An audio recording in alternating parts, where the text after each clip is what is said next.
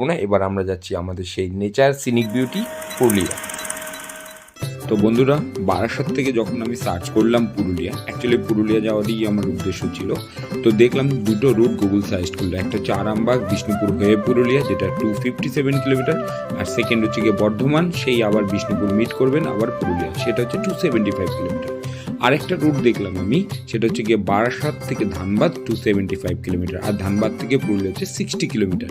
তো আমি যদি 60 কিলোমিটার কভার করি তাহলে আমি সেই পেয়ে যাব কালো হীরের সেই অভিজ্ঞতা। তো সেই জন্য বন্ধুরা এই রুটটা আমি নিয়েছি। তো আপনারা কমেন্ট করে জানাবেন আগে কেউ কোনো দিন এই রুটে পুরুলিয়া গেছেন কিনা। তো আজকের বেসিক্যালি পুরুলিয়ার এন্ট্রিটা হবে আমাদের সেই পুরুলিয়ার ব্যাকডোর দিয়ে, ব্যাকডোর মানে সেই ঝালদা সার্কিট দিয়ে।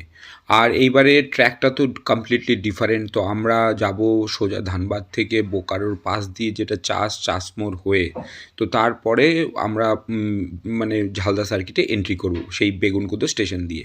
আর এইবারে ট্রিপের আরও একটা স্পেশালিটি, আমার ওয়াইফ যাচ্ছে 4 হুইলার নিয়ে আর আমি যাচ্ছি বাইক নিয়ে। তো মোটামুটি তেলের শ্রাদ্ধ।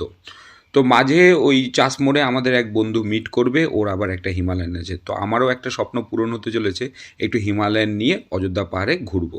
পুরো পুরুলিয়া দেখার জন্য আপনাকে 2 দিন 3 রাতের প্রোগ্রাম করতে হবে। কী কী স্পট দেখবেন তার ডিটেলস একটা দেওয়া হবে। তো বন্ধুরা দেখতে থাকুন। বেসিক্যালি 3টে সার্কিটে বিভক্ত, ঝালদা সার্কিট, গড় সার্কিট, আর একটা হচ্ছে অযোধ্যা সার্কিট। তো আজকে আমি সেইভাবে ট্রিপ করিনি। তো ঝালদা সার্কিটে কী কী দেখবেন, মুরুগুমা ড্যাম, খয়রাবেড়ি ড্যাম, এগুলো আছে, তো ডিটেলস দেওয়া রইলো। তো আজকের এই ট্রিপে আমরা সবকটা জায়গা কভার করিনি, বাট এর আগেও আমি বহুবার পুরুলিয়া গেছি, সেই অভিজ্ঞতাটা আপনাদের সাথে একটু একটু করে শেয়ার করে দিচ্ছি, যে কোন সার্কিটে কোনগুলো দেখবেন আর কিভাবে থাকবেন কি না করবেন, ঠিক আছে। তো বেসিক্যালি আমি বাই রোড গেছি, তো বাই রোডের ইনফরমেশন তো দিয়েই দিলাম। আর যারা বাই ট্রেনে আসতে চান তাহলে হাওড়া থেকে চক্রধরপুর এক্সপ্রেস 12:03 ধরে আপনি ভোর 6টায় নেমে যাবেন পুরুলিয়া। তারপর আপনার অযোধ্যা সার্কিট দেখে গড় সার্কিট দেখে আপনার ঝালদা সার্কিটে আসতে পারেন। এইভাবেও ট্রিপ প্ল্যান করতে পারেন। তো এখানে পুরো ডিটেলস দেওয়া রইলো আপনার, যে কোথায় কী যাবেন। অযোধ্যা সার্কিটে যেমন Bamni falls, upper lower dam, Sitakund, মুখোশগ্রামটা তো অবশ্যই যাবেন, কারণ আমি আগের বার গেছি, গিয়ে দেখে এসেছি। অদ্ভুত সেই ছৌ নাচে যত মুখোশ তৈরি হয়, সেই সমস্ত মুখোশ আপনার তৈরি হচ্ছে মুখোশগ্রামে।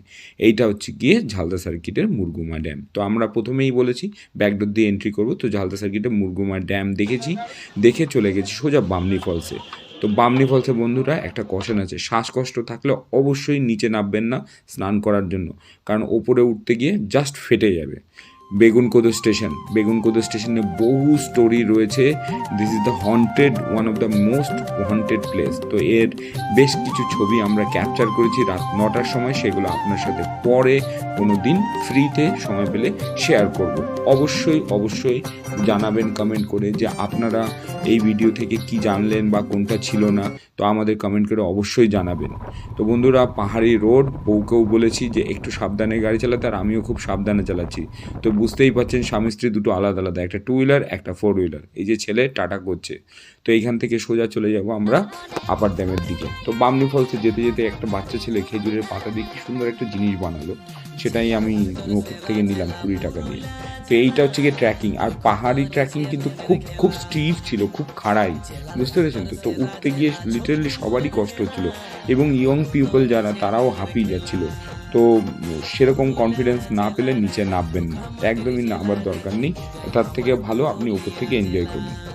তো বামনি ফলস দেখে আমরা সোজা বেরিয়ে গেছি আপার ড্যাম। এখন যে অবস্থায় দেখছেন সেটা কিন্তু সেরকম থাকে না, কারণ যখন বর্ষাকালে জল ভর্তি হয়ে যায় আরও ভয়ঙ্কর, আরও সুন্দর লাগে।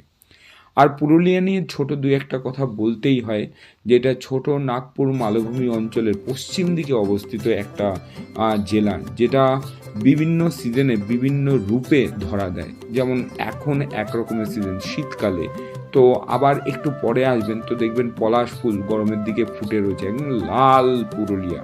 তো পুরুলিয়া এমন একটা জেলা যেখানে আপনি অ্যাট এ টাইম ড্যাম পাবেন, পাহাড় পাবেন, জঙ্গল পাবেন, এবং সিনিক বিউটিতে সঙ্গে রয়েছেই।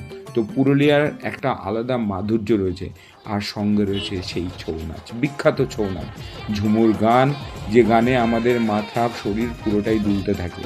তো কিছু ছবি আমি ক্লিক করেছি, দেখবেন বন্ধুরা যে কোন ছবিটা বেশি ভালো হয়েছে, একটু কমেন্ট করে জানাবেন, এবং আপনারাই আমাদের উৎসাহ দেবেন। তো এইটা হচ্ছে গিয়ে পুরুলিয়ার একটা one of the famous dish, যেটা হচ্ছে গিয়ে ভাওড়া বলে লোকালি ভাষায়। তো আমি এটাকে নোনতা জিলেবি বলি। সত্যি কথা বলতে চিলি সসের সাথে তো টু গুড, এবং অবশ্যই গরম গরম খাবেন, ঠান্ডা খেলে কিন্তু ভালো লাগবে। তো বন্ধুরা ভালো থাকবেন।